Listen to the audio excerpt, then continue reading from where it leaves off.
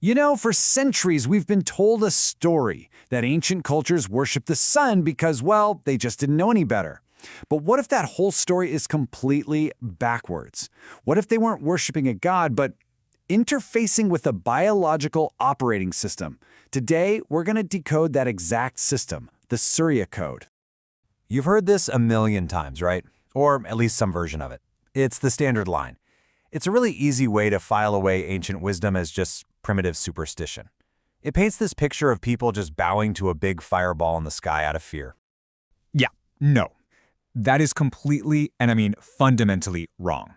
The truth is, they understood a kind of science that was so deeply woven into life itself that, honestly, we're only just now starting to catch up.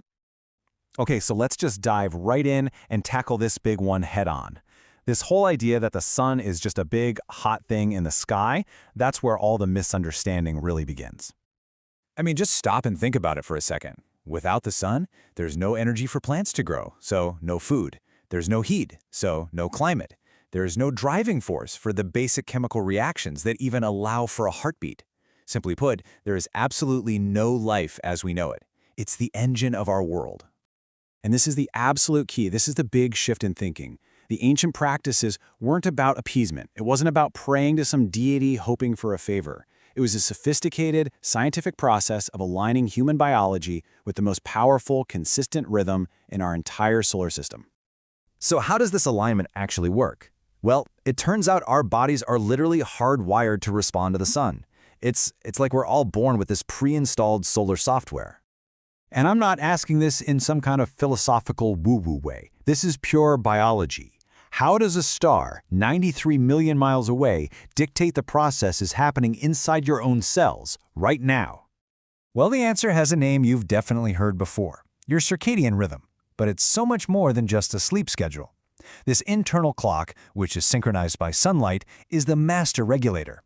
It's running the show for your hormones, your metabolism, even how sharp your brain is. The sun is literally setting your body's clock every single day. So what's happening biochemically? Well, that first blast of morning sun that hits your eyes acts like a system-wide trigger. It immediately tells your body to stop producing the sleep hormone melatonin. It cues the release of cortisol to wake you up and get you going. It activates dopamine, which gets you motivated. Your entire nervous system just snaps to attention. It's a daily reboot for your whole body. This is why I love this analogy, because it's just so spot on. Every single morning, you are essentially downloading a critical update from the sun that calibrates your entire system for peak performance. Okay, so if our body is the software, what was the hardware? What was the interface? Well, the ancients developed very specific practices, you could even call them technologies, designed for this exact purpose, solar attunement.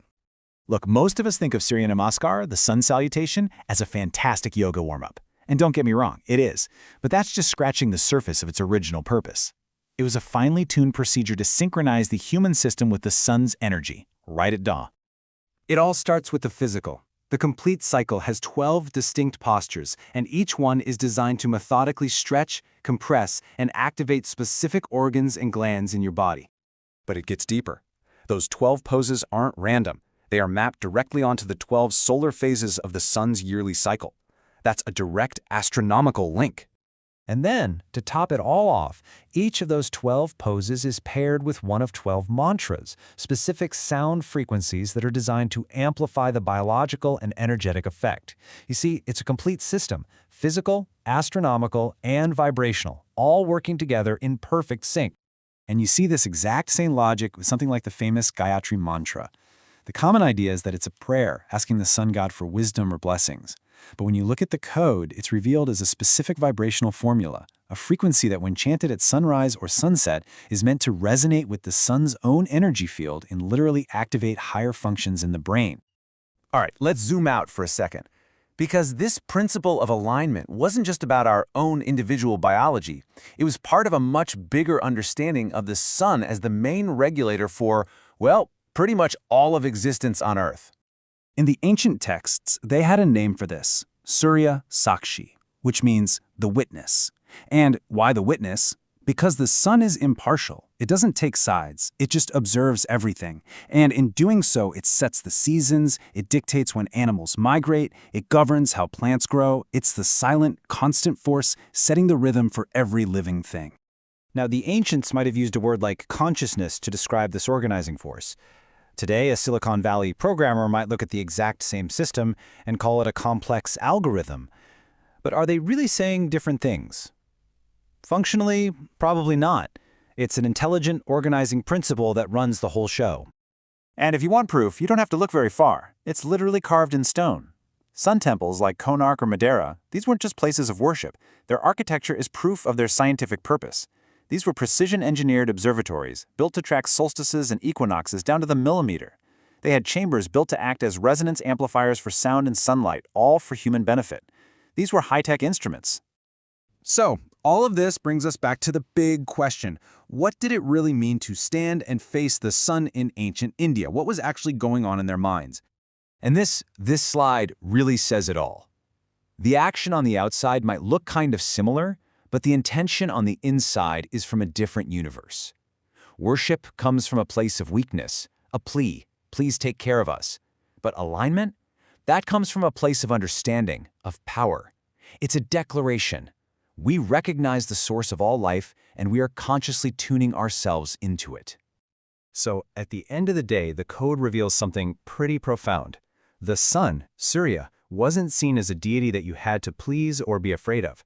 It was understood as the central command system for our physical reality. It's the prime mover. It's the source code itself. And that's why this was never truly about worship. It was about remembrance, a daily, conscious act of remembering our profound connection to the source, of tuning our own small biological rhythm to the great, silent, cosmic rhythm set by the architect of everything that has ever lived on this planet.